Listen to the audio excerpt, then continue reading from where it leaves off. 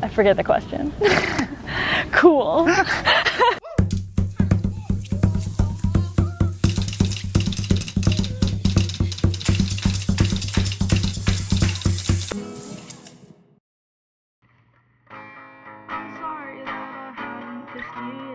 I'm from New York City, and I currently live in New York City, Manhattan.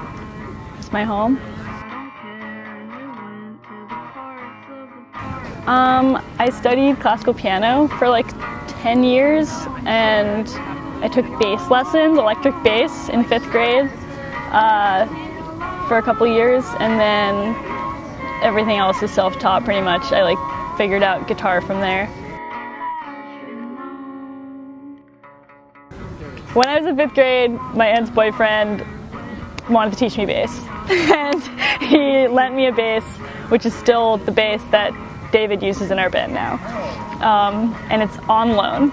I'm pretty sure it was on loan, and yeah, he taught me all like the classic funky bass lines. I think one of the first ones I remember learning was, you know, the "I Want You Back" Jackson 5 bass line.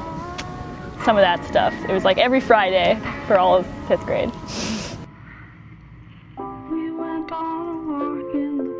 Ooh. For me, I think I didn't realize it when I was younger, and now I realize how like lucky it is to live in a place where like you can go to shows when you're a kid, because I feel like a lot of places don't have like real all ages scenes, and like growing up here I think was really useful in that way, because like my older brother showed me all this music and would take me out, and like we could go to Death by Audio any day and just like find a new band who was like playing there, and so if you were interested in music, like you could be propelled to be more interested in music because like you were encouraged to go places, and like there was a lot more all ages stuff going on then. I think like the shows that I play now are sometimes not that, and it's like sad, but there's still like so many. I mean, Shea Stadium and Silent Barn, and like the old Silent Barn for me when I was a kid, and like house shows and stuff. It was just like a really good, I feel like for me it was that was the thing about New York that I really liked, was, and like growing up and being told like, oh, you have the freedom to like go on the subway, you can like get yourself somewhere, you don't have to know how to drive, you could be like 13 and like go to a place, and that I think that's what I like about New York, growing up here at least, was cool because of that. When I was a kid, I was really interested in visual art. I really wanted to try drawing comics, and I still paint, and like recently I've gotten really into, Eliza Santos showed me how to like make pins. There's like wooden pins that I got really obsessed with, like collaging them and painting them and stuff. But I think I kind of gave up on visual art really fast. Like, I think I remember in middle school being like, and like I tried like, you know, I tried like a lot of forms of visual art. I went to like a creative camp, like not a sporty camp. I went to day camp, and like for a long time, and so like I took like sculpture and, you know, painting classes and whatever, but I think it was always really clear that my older brother was going to be the one who did that stuff. So I kind of like was discouraged. I was like, oh, well, he's the artist, and kind of like just decided not to even, you know, waste the paper on trying to learn to be a visual artist. So then I started, I mean, I was always studying music, so I think when I was like 13 is when I started to be like interested in writing songs and like take it there. But I think that those things always went hand in hand, maybe, for me, like all art scenes or whatever. I mean, I definitely don't know, like I'm not like in like an art scene, but I think that like it's cool that Silent Barn has like a zine fair or whatever, like stuff like that, where it's like you're encouraged to like notice both things. I feel like, so I don't know, or like I always made like zines and stuff when I was a kid, and I think like part of it was like I learned that that's what like punk was, so I like thought it would be cool to like make a art zine, not give it to anyone, just like I feel like, yeah, I think I just learned that that's like that it went hand in hand with music, And then that, even when I was just like an onlooker in a music scene, like not performing.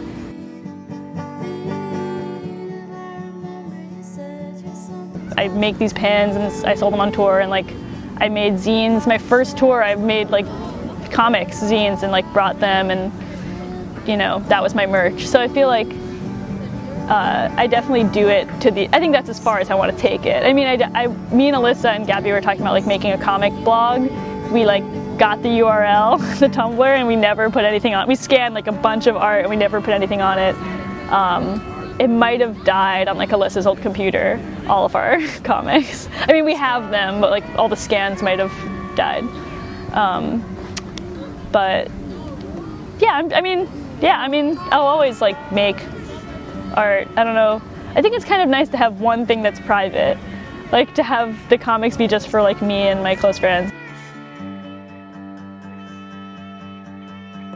The things that I can specifically definitely credit him for is when I was like 12, he gave me 2 Jeffrey Lewis albums, and those were like really influential to me. And like I think that led to a lot of music that I then liked. So I can definitely credit him for that. And he showed me a lot of music, a lot of different kinds of music over like my whole life. But he also took me to my first rock show. He took me and my friend Eliza, middle school Eliza, to our first rock show, April 2008.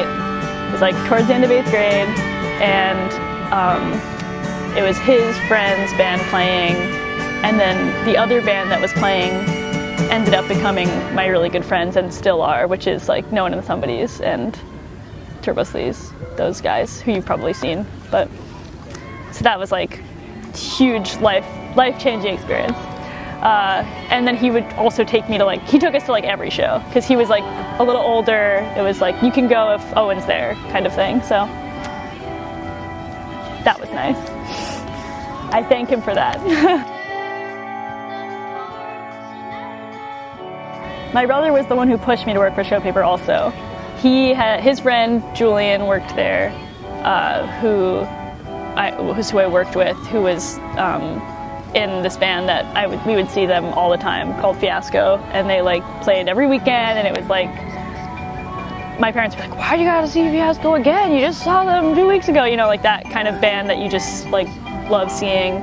And so he worked for them, and my brother was like, you should work for them, it's this really cool thing. And we were like really into Showpaper because it was the best way to find about, I mean, it's amazing, it was like the best, it was so great.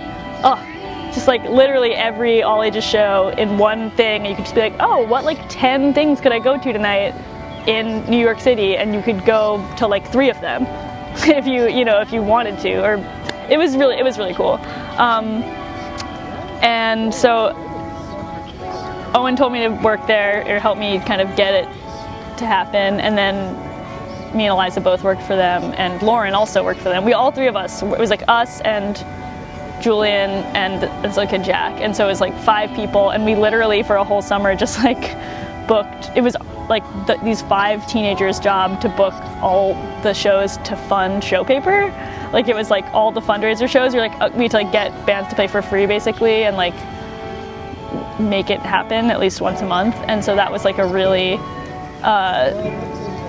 crazy responsibility, and like interesting, totally like thrown into kind of the music world, and like how to book shows and how to make a Facebook event and spread word about stuff. And I was handing out papers and all that stuff. Oh my God. I think it was really cool I think I just like all these cool people were involved, and it seemed like it was a cool thing to do, and it like made it so we could like work the door of shows, and like shows that we maybe wouldn't go to otherwise, and like be part of it. It was cool. I think it was really, I always forget that I did that, and it was like definitely the first kind of experience I had like in music, like booking or whatever, like, because now I don't like book shows, but I definitely have like booked shows for touring bands before, and like at like DBTS or whatever. And so it's funny, like that was my first, and it's weird how much more I've learned since then, and how different it is to book a show than it is to like get your own band booked. Like, it took me years to get anyone to pay attention to my emails, like, please let me just like open a show, please, and they were just like, no, fuck off. So it's like, it's really funny to be on both ends of that, at a really amateur level. And then it's funny now, like now we have a booking agent, and he used to like live at Silent Barn, and I'm sure that I passed him at some point when I was like 13. It's just funny to like know that I was like in his house when I was 13, like going to shows, and now he was doing that. He was like emailing booking band shows. It's just like it's a real community. New York is really small, and like I think that was really a cool thing to learn as a kid. Lauren told you that? Yeah. Fucker. It's so funny. Yeah. She has good memory. That's crazy. Oh my god. So one time I was sick from school in like 8th grade, and I made this really weird music on Garage. It was like the first time I like opened GarageBand, and I just like made like sounds just from like random stuff on my desk, like typing and like touching the mic and whatever, and like put all these effects on it. And I made this really weird album called Sick at Home and Sleeping, which I think I put on a CD and gave to Lauren, and that was like the only person I gave it to. And it was, I don't even know if you could call it music, but it was like really fun, and it was like the first time I tried to do something weird. I don't know, it was the first time I tried to do something like that, to make music, or to compose a piece of sound art, I don't know. But so, how did that transition? Pretty much it immediately transitioned into songwriting. I made that one thing, it was like 5 songs, and then, or song, I don't know.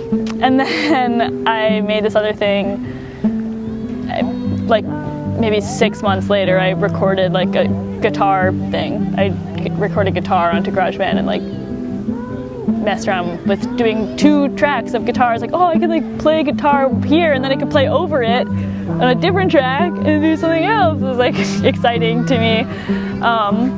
It's still exciting to me. I don't know. But so that was like, it wasn't like then I wrote a song, but like, yeah, so 6 months later I wrote a song, and then I wrote another song maybe a month later, and made another little album, and also didn't, like, only showed it to Lauren probably. So yeah, then I don't know. Yeah, then it pretty much spiraled out from there to be a constant thing in my life, just like always doing that. It's like the best, most productive way to procrastinate from schoolwork or like anything. It's better than like going on the internet, so.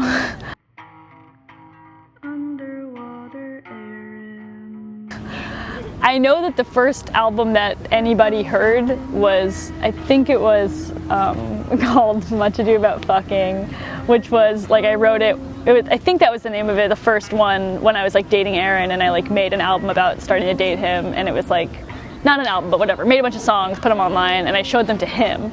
And then he posted it on Facebook, which was mortifying, and then all these kids like liked it and like commented and like shared it.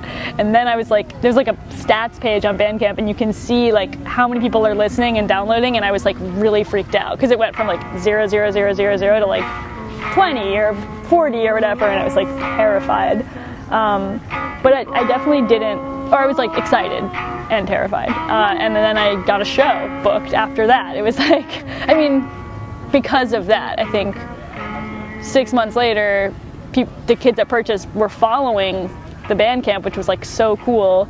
And then I got booked for a show at Porches, like where Aaron played drums for me. And I feel like that was like a stepping stone. So I feel like that was probably the first album, but I don't think it changed the way that I put stuff out.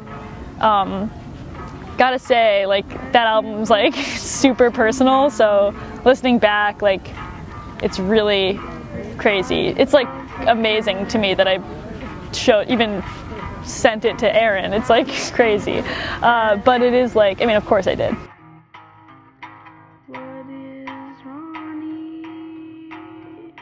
The thing you're saying about like how they shouldn't be overlooked. I agree, and I definitely, like, there's so many old songs that I want to go back and re-record, and like I plan to do that forever, like to always go back to old material and like do it with the band or whatever. Like I think that's like really exciting, because I'm not just always gonna like write a new song that I think is better than anything. It's like really nice to be like, oh, I wrote this song like in 2012 and like nobody heard it, and now I can like play it with a 4-piece band and like put it on another album, or put it on an album that is going to be heard. Like that, I think I want to do that for a long time. There's always going to be too many songs to put onto real fancy albums, so like I'm always going to be able to do that, and that thrills me. But so yeah, I think to me the only ones, I mean, to me they're all real albums, but also the only like real album is Zentropy, because everything else is just like put on my computer and it's kind of messy, and like it could all be redone, in my opinion.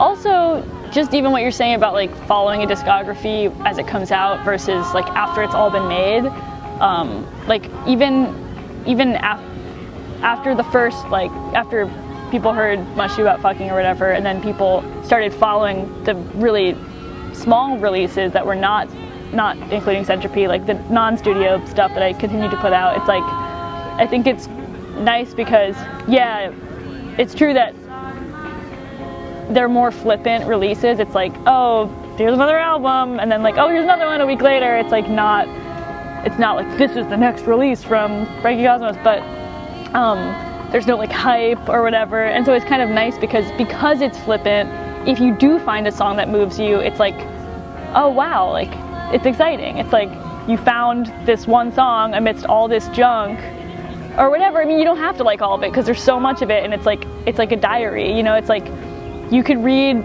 your journal from 7th grade and be like, oh, this is so stupid, I was so dumb. And then you can find one page that you're like, that you asked like, you know, some deep philosophical question, and you're like, whoa, like that's really smart, like, or whatever. I don't know. So I feel like I think a lot, like all art is kind of like that, but I think that's what I think is cool about having this huge catalog. It's like, it's not, there's no person who's going to be moved by everything on it, but like if you find the one album or the one song that like you deserve to find it because you like worked really hard to find it. I don't know, so I think that's cool.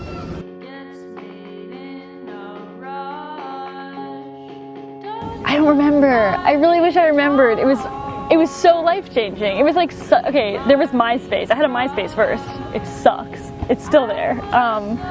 And I don't, it's like MySpace is like the worst.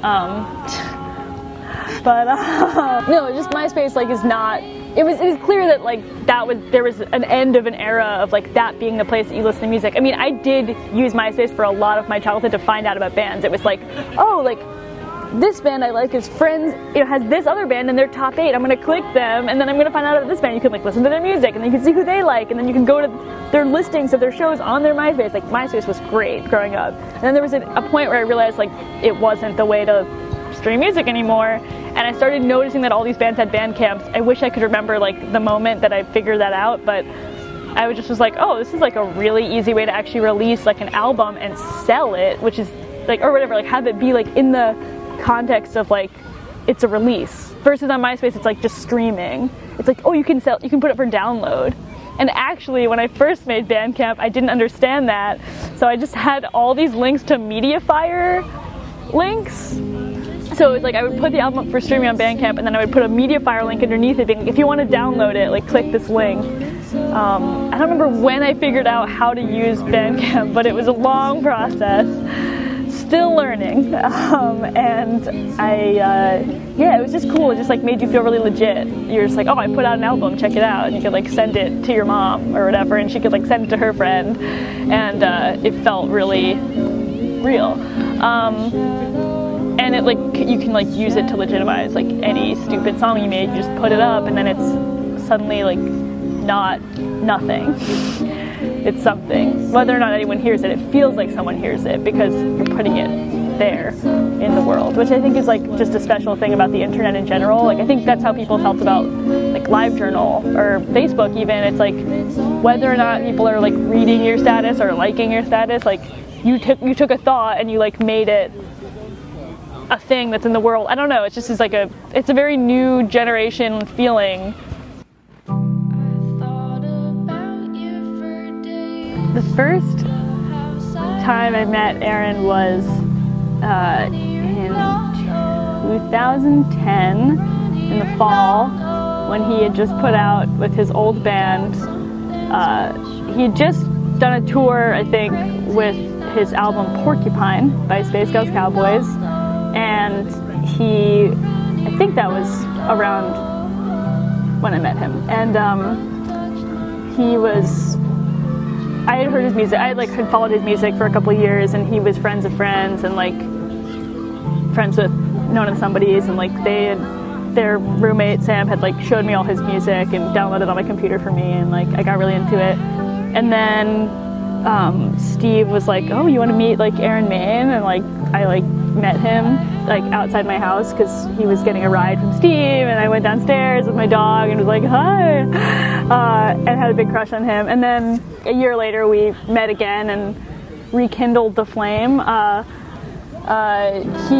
He got texting the next year in fall of 2011, and then he texted me, and then we became friends. And I actually, the first time we like hung out, actually he booked me my first show. That was the real way that we like actually started hanging out, was he called me and was just like, "Hey, like, actually, okay, I'm gonna be honest. I wrote a song, and it was really like obviously flirty to him, and I put it on his Facebook wall. I made like a music video, and I put the YouTube link on his wall, and he had no idea that I made music, and he didn't even really know that it was me when I sent it to him because he didn't know I made music. So he was like, "What is this weird song that he's just posting on my wall?" Then I think he figured it out, and he called me and he was like, "Do you want to play this show this weekend?" I'd never played a show before, and I like went to Westchester and didn't even have a guitar to bring, and like used his guitar, didn't make a set list. Like it was like such a shit show, and like it was really funny, and it was like a great show. It was with like all these musicians that I love. So that was really special. And then I went with him to a show that October. Like he was playing a show. Oh no, that was in October, and then in November he was playing a show at Cornell. And he was like, "Hey, do you want to just like come for the ride and hang out there?" And so I went with him and Kevin Ferrant, and like we all hung out. And then we became friends, and then really, really soon after, like we started dating like that November. And then we made a song, like we literally made a song the same week we started dating. We like had our first kiss, and then we like wrote a song together 3 days later and recorded it and had our second kiss like while we were recording it. It was like so cute. It's just funny. So yeah, it definitely gone hand in hand like forever. Like we met through music. We like immediately started making music together the second that we were hanging out. So I wonder if, I think I put out the song that I asked him to sing on a song of mine, which is on that first like album about him, and then which I think I put the recording of it out, and then we wrote Intimate. That was like, we wrote that together like a week into dating.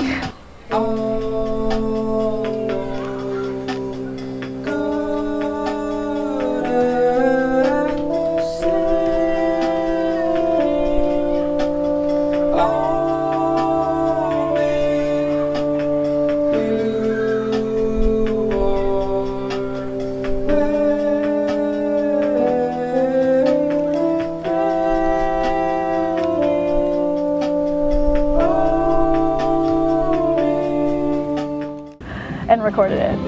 So that was, yeah. And then I don't remember why I wanted to start a band, but he was just, I didn't even want to start a band. He was like, "Do you want to start a band?" And he like played drums. I tried to teach him some of my songs, and he played drums, and so I had a band then. And we played like maybe 3 shows in a year. It was really inspiring because, I love Aaron's music from way before I met him, and then So I feel like that also influenced my music even before I met him. Like his music had a really, along with a lot of other people's music, had like shaped the way that I write songs. So like, especially like his first 3 albums, like Harmonica and Sad Album and Secret Album, were like huge influences to me. Like I just like loved that music. And so then when I met him and he wanted to work on my music and like he liked it, and he was like, I think he was like, it's funny because now that I think about it, it's probably really like self-centered that he was so into my songs because they're so clearly similar to his songs. But no, he just was like interested in my songwriting, and I remember like the first song that I taught him of mine when he was starting to drum, he was like, where did you, it was this song called, I think it was called Smilin' 'Bout Ronaldo, and it was like really funny, like really weird rhythm, and he was like, how did you even make up a rhythm like this? This is like not normal, this is like really hard. And I was like, I don't know, it's just like all up in here, you know? And so I feel like he was interested in my music because it was so like not coming from a place of trained songwriting, and like we both just like had a really good influence on each other, I think. And he was like really encouraging, and every time I wrote a song I would send it to him, and every time he wrote a song he would send it to me, and like I would write a song and then he would just like take the exact melody in the exact format and write his own version and send it back. Like we just were having like a lot of fun like writing together. And so yeah, I'm still like really, it's really nice to have that kind of like mutual mentorship or whatever, just like mutual musical. I feel like I have that with a lot of friends, just like where you love their music and they love yours, and it's so beautiful. It's like it's such a good feeling when someone you look up to also likes your music. Like the Girl Pool tour, same thing. It was just like so much love, and it was like so cool to feel like that.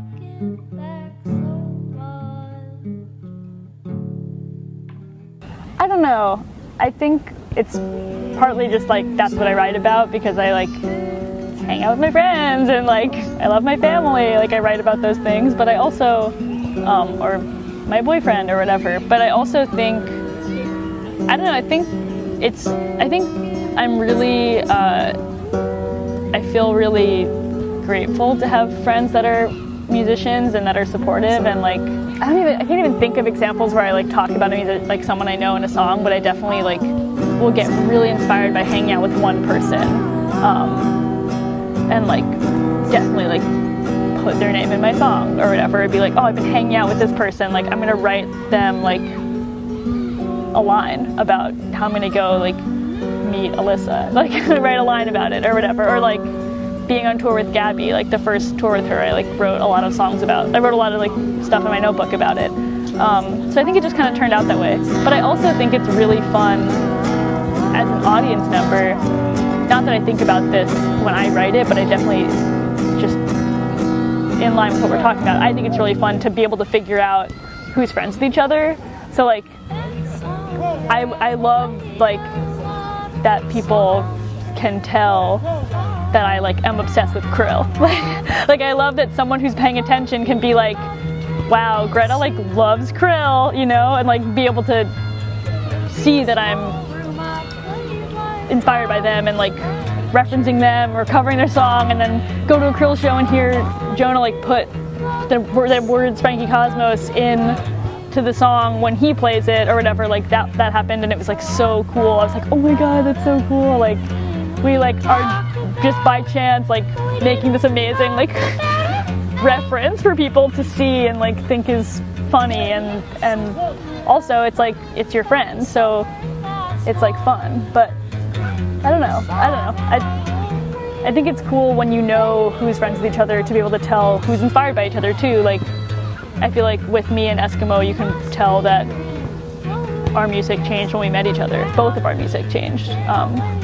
And it's nice to publicly thank each other for that too, because you want the people listening to your music, if they aren't already, to listen to your friend's music. Like that's the goal. I think. I don't know.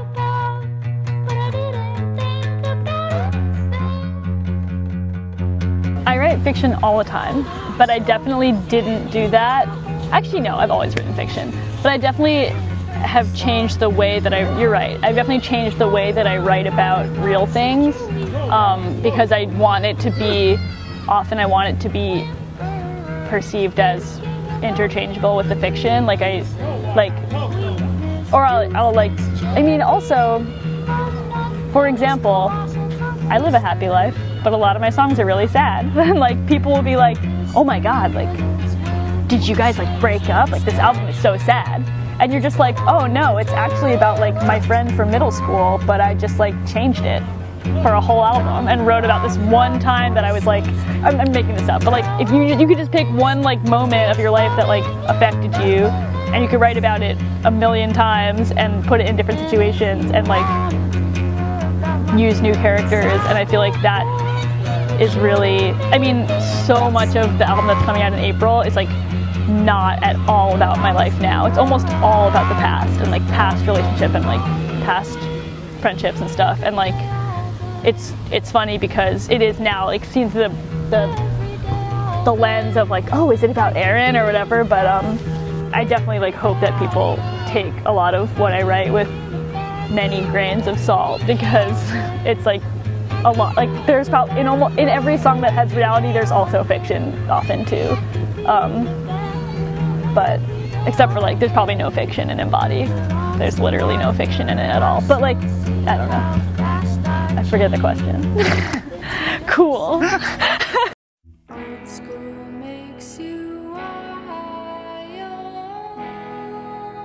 I don't really remember if I was recording the album or not when I started talking to Dave and Mike, but I think Delta Double Whammy first had kind of approached me just like at a show and were like, oh, we have a record label, we should do something, and we love your music or whatever. And then I think it was because we were in the middle of making the Porches album, and like I just like had a lot of fun in the studio and working with Hunter, and thought it was like cool to be able to record that way, and I just had never done it, so I was like, let's try it. And we just were making it kind of with, I think actually we were just making it before I met DDW. I'm pretty sure we just were literally like gonna just record this album really fancily for no reason and just like have it, and then Double Double when we wanted to put it out, and so we did, but like, and it was like really crazy. It was just like, it just happened really fast. Like, oh, we're gonna like make album art, and we'll have our friend make it, and then we'll do a screen print, and like this person, like Gabby, who I had just met, and Susanna, like, we'll just like get them to draw this thing, and they're just like, suddenly I had this like amazing art piece like put out for me, and it was so cool. So yeah, that was cool. Man, it's such a blur. The recording process is so weird, and like we just recorded our latest album in the same place, so I'm gonna blur some memories here. But Hunter just is this really cool guy who I think everyone should record with. He has this studio in this really kind of weird town called Johnson City. It's like it's just like really far upstate, not really far, but it's far from here. It's like 4 hours to get there. I guess you lived farther upstate, but he lives in Binghamton. It's just like this kind of, I don't know, it's just kind of a weird lifestyle. Like you go up, he like is on a really different schedule than us. Like he like stays up really, really late, and he works really late, and we don't get to the studio until like noon or 1, and we work until like 4 in the morning sometimes. And so it's like this really like strange, it's like the Twilight Zone. You just go up there and like you just kind of like live in Hunter's world for a couple days, and like it's really fun, and he just like has all this like old gear and these amps and these mics like from, you know, all these different places that he's like collected. And so I didn't really know a lot about sound and recording and how to record a band or whatever, and like him and Aaron pioneered the recording process when we did Zentropy. He was like, oh, we gotta get, you know, this specific reverb on this specific thing, and me and Aaron recorded all the guitar and the drums, I think, together, and then I redid a lot of the guitar, and then it was literally like Hunter hadn't heard my music. Like we got to Binghamton, we went to the studio, and me and Aaron played him our set, which was these like 10 songs, and he was like, oh cool, and he just like got all these ideas, and you recorded on this huge reel-to-reel 8-track, and you pretty much like have to get it within like 10 takes, or you have to move on the tape because like it gets worn. So it's like a really weird process. You would think it would be like more stressful that you have to get the take so fast, but it's actually like more relaxed because you're just like, oh well, that one's like good, instead of like nitpicking. And when you do it digitally, you're like, oh, I could just put in this one note like in the perfect spot. But actually, it's so much nicer to just be like, oh, we did it, we did it right, and just use it. So that was really fun, and I kind of just let them lead me, and we made up all the keyboard parts and the bass parts while we were there, like because we didn't have a bassist or a keyboardist, so we just did that.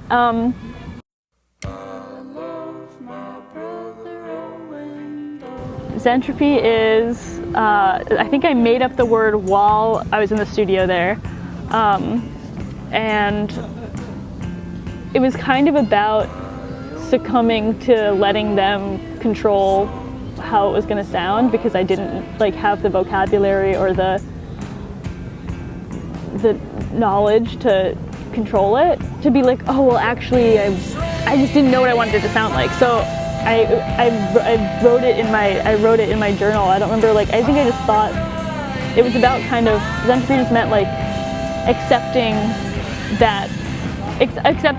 the process and like coming to it with a Zen attitude and just letting it be chill, letting it be like Hunter's way, living Hunter's way, and recording and sharing kind of your like really personal thing with, for me it was like about sharing these songs that I made, and like sharing the process of recording them with these 2 other people was just like really difficult at first, and then it was the word, I made up the word to mean how it was for me to accept it or whatever. It's kind of hard to explain. It was a really interesting experience. Like when I met them, I was just like, oh, these are just these like kids that want to put it out, and like that was what I expected. And then it actually was really, they did such an amazing job. It was just like perfect. They just like, we got like, you know, white vinyl, and they hand screen printed all this like art and these like really beautiful jackets, and it was just like, it was crazy, like just that we made a vinyl and we repressed it twice now, I think, maybe even more. Like we literally were going to do 300 to start, and we did a pre-order and we had to change it to 500 immediately because it sold out. And I don't know how. I think what happened was we got our friend Dan Golden from Exploding in Sound did PR for the album.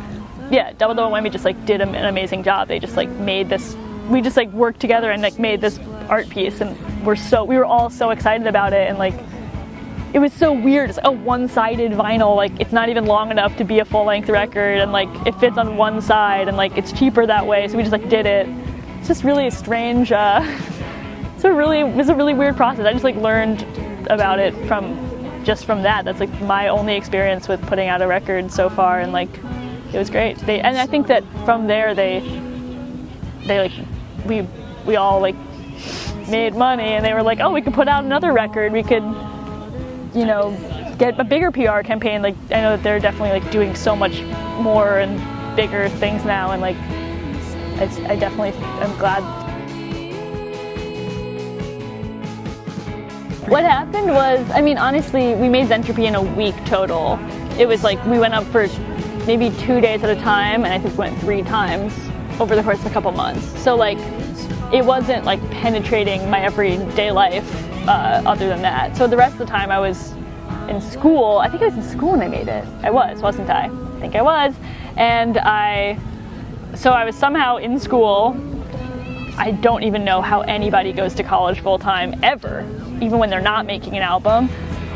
Made Zentropy on the weekends for 3 months or something, and then Hunter mixed it, and maybe I went back up when he mixed it, and so maybe 4 times, and at the same time was whenever I wasn't doing my homework was making songs on GarageBand at home. But I don't know how I did that. I don't know. I mean, school's really inspiring. I think it like made me write a lot, because you just like don't want to do your homework, so you just like write a song about your homework or something. I don't know, but yeah, I think I did put out like probably like 3 or 4 Bandcamp things while I was doing Zentropy, and then actually I think I have a memory of, in case you can't tell I have a terrible memory, but I think I have a memory of Dave and Mike saying to me like after we put out Zentropy, like maybe don't put out a Bandcamp release for like a couple months, just so like the PR can really like focus on Zentropy or whatever. And I think I waited like 4 months to put out another thing. And I was really busy because like the PR thing had led to like all these interviews and shit that I had to do. So that was like, and I was in school still, so it was a lot of stuff. And like then I was playing shows all of a sudden, so it was like, oh, we have a band, we have a bassist, we're gonna get David Maine to play bass. I mean, I was like booking tours for, I don't even know, it happened really, it was kind of a blur. But suddenly there was a lot more responsibilities, I feel like, once people were listening to Zentropy, so. But yeah, I do remember kind of like trying to purposefully hold off on the Bandcamp releases, which is what I'm doing now too. Like, I have demos, I just like can't put them out because you have to like hype up your studio albums or whatever now that you want people to buy them. I don't know. I'm not, you know, trying to diss the system, but it is a weird system for me to be part of, because I never saw myself as like, I'm gonna be a musician. So that's a really new thing for me, is like actually like, as you were talking about before, like planning your life around trying to make your art be the thing you do is really weird.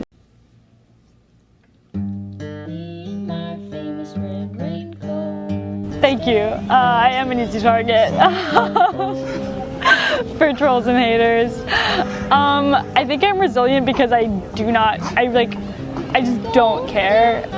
I think because, as you know, I've been making music for so long without it being heard at all. So like, in the words of my dear friend Gabby, if you have haters, it's because people are listening, and that's a really good thing. So like, it means that, honestly, I was excited to find out that people I didn't know were listening to my music. Nonetheless, people who don't know anyone I know and don't have any reason to like it, that's like amazing. I mean, I don't know. So, I forget what your question was. Oh, sexism and ageism. I do think that that stuff is real. I'm really happy that I'm 20. Are you 21? I'm really happy to be 21 now. It sucks that it's such a terrible world to be in when you're not 21. Playing shows, touring, it's like so hellish. People like treat you so badly when you're not 21. They're just like so mad at you for being not 21. And they're like, how dare you try and play a show here? And they're so mean. It's just it's crazy. It sucks. And then like all your friends can't come, and like everyone who's any age that would like your music can't come. So that's like really shitty. So that was weird, I think, when I was like 19 and doing my first tours in Porches and Frankie. But it's also like, I definitely think it's fun it's more fun when you are an easy target, as you said, that I'm an easy target.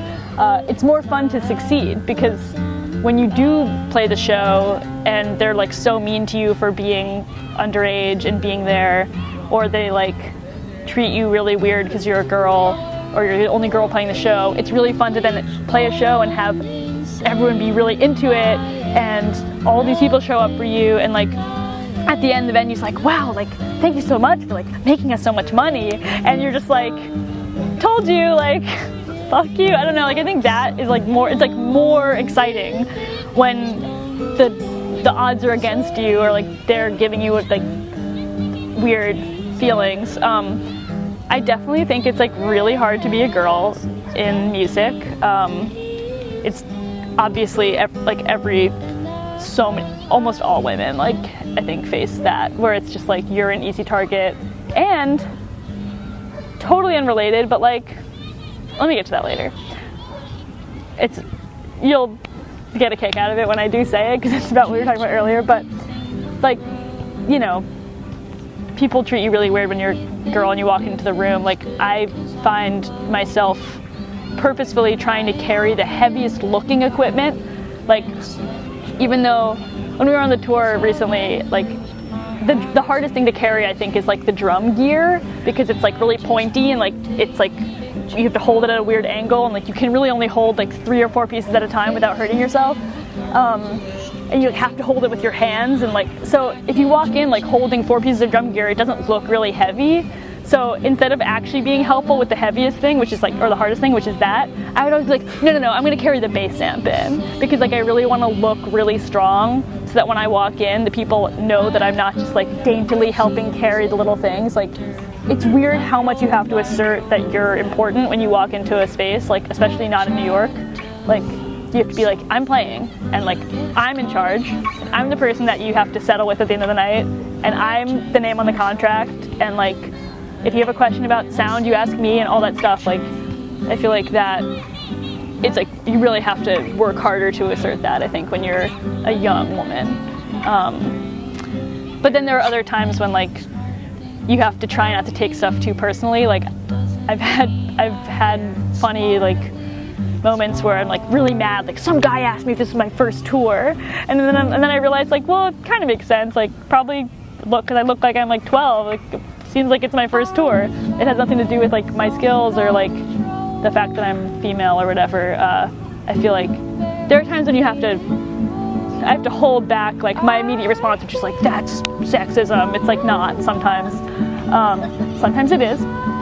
But the other thing about being a girl that's really crazy is how much more is expected of you visually.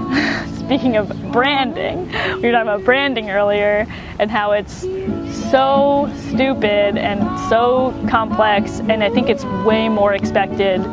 I just think there are way more, obviously, there are way more like beauty standards that like women are expected to uphold or whatever, and like people get really mad if you don't play into them, or if you, I don't know, I mean, I think you're just scrutinized a lot more. I try not to think about it. I literally, like, sometimes, this is like really stupid, but sometimes I'll be like going for an interview or something, and like, or going to play a show, and if I'm like freaking out, like, what do I wear?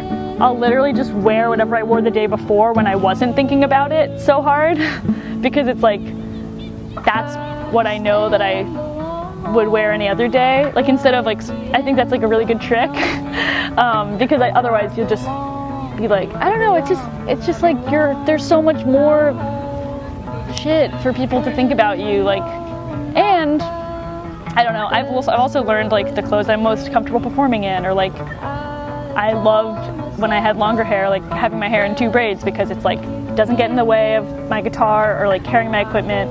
If I did wear my hair down when it was long, it would like get stuck in guitar straps and amps, and it was like horrible. Like, moving equipment was horrible. I love wearing pants. Like, it's like funny, because there are definitely ancient scrutiny about like women wearing pants and like, you know, having utilitarian hairstyles or something. But there's stuff that you have to just figure out. You just have to be like, okay, this is when I'm going to be most comfortable, and I'm not here to be like viewed as like a beautiful lady. I'm here to play my songs. So, well, I was in Porches for about 3 years. I think it had a really positive effect on my music life, because it like helped me get over stage fright in a way where I wasn't like having to play my own songs. So it was like a really nice way to ease into performing for a lot of people, and like being on stage and stuff. I loved playing in Porches, and yeah, it's just like it was really nice for me also, like booking my first tour and being able to like use Aaron's contacts and like friends that I'd met through that band to like book a tour for my own band, and having Aaron in my band and he's toured and stuff. So like I feel like in a lot of ways it was just like really helpful to me just to like learn about the music industry and being a person in music and all that stuff. Yeah, I think I joined like May 2012. I actually joined Porches when I was still in high school.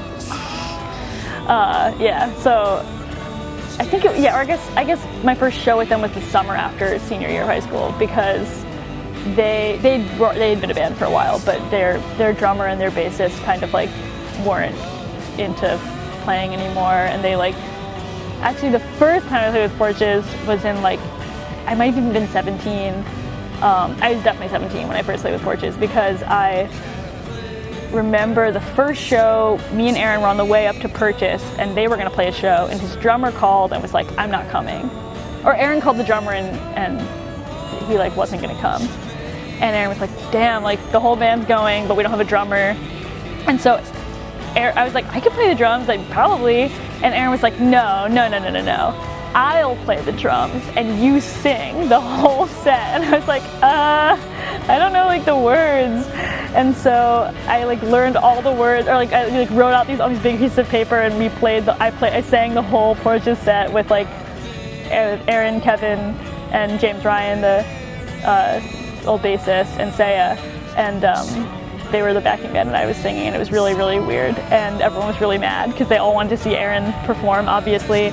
So that was the first time, and then I think there was like a little bit of time where they just like, it was really hard for them to orchestrate the 5-person band with these 2 members that like the bassist lived really far away, and the drummer was like not showing up, and so me and Aaron played some like solo Porches shows together. Like me and Aaron and Saya played a show together like once, and like where I played like a drum. We did like a lot of, I definitely was part of it for a really long time, from like the beginning of dating Aaron, basically. Like honestly, like really fast he was like, oh, come sing. I sang on stage with him a bunch when I was like 17. Like Towny Blunt Guts was the song that I would come up and sing, and so yeah, that was really cool. That was way before Frankie Cosmos was a band, like me singing, and like that was really scary and informative. I think it like was when I realized like, oh, I like performing, so that was definitely a really good time. And it was when I developed the stage name Frankie Cosmos, because to be like, oh, Frankie Cosmos, like come to the stage, and like that was kind of how it became my name, I think. I don't know. I think it's more important to me to have one person who loves your music and cares about it and had it like change their life or was really moved by a song, than to have more than one person or many people that are like flippantly listening to it. So I think honestly, literally, it could just be one person. That I think is like my goal, is like the fact that one person will listen to it and care about it. Because I think when I was like a kid, when you love a song, that's like the best feeling. It like can change your life or whatever, or just like become a really big part of you. And I think that's like way more special than having a million people hear it, like, you know, on the radio or something. If it were on the radio, which it's not, but like, I don't know. Yeah, I think it's something I have to keep in mind. Katie messaged me on Bandcamp, I think, or she like through to my email. And at the time she was managing Captured Tracks, and she was kind of like, my brother worked at their record store, and I was like, oh, you might know my brother. And we just like started talking, and she was like, yeah, I'd love to meet up with you. She was basically like just really, really into Frankie Cosmos, and like we had dinner, and she told me that her and Dustin were gonna get married and start a record label. And I was like, wow, that's really beautiful. And so it just, yeah, they were just like really, really loving, and I think, yeah, it was just a really nice, I met them like probably a year ago, a little over a year ago, and we were just talking since then, and yeah, then it just happened. Yeah, I'm excited to see what they do. It's so new, and I trust them to do a good job. I'm really, really excited to tour with this album. I just can't wait to get it out. It's almost done. I'm so excited to be done with it and put it out and like tour with it, and I hope we get to go to new places and hopefully not just America, and like I think that'll be really fun. And I'm excited to yeah, it's really nice to have a band that's excited to play with me, and I'm excited to play with them, and I hope to upkeep that relationship and have it be like a really good touring environment. And I hope to tour with Girlpool again, because that was so great. And to just tour with lots of friends' bands. Yeah, I think that's the main thing that I want to definitely just keep trying to do, is like tours that are with friends and that are like really fun. With this I'm scraping by. I guess I have a lot of projects that I want to do, but I probably won't ever do them. I think I've accepted that. I definitely want to like do the comic blog thing at some point, and I want to I had this idea for a interview thing, to do it, to like interview musicians about, it's kind of what you do, so I don't really need to do it, but just like to do like a real interview where you actually like get what they feel about their own songs. I don't know. My really good friend lives in Olympia. I really want to go visit her and like write some songs out there and like try and play a show with Calvin. I'm gonna email him. I decided. That's my goal. I'm gonna try and go to Olympia and play a show and see K Records. Yeah. I want to make another album with my band before this album comes out. That's what I want to do. That's my real, actual project for the winter. Yeah.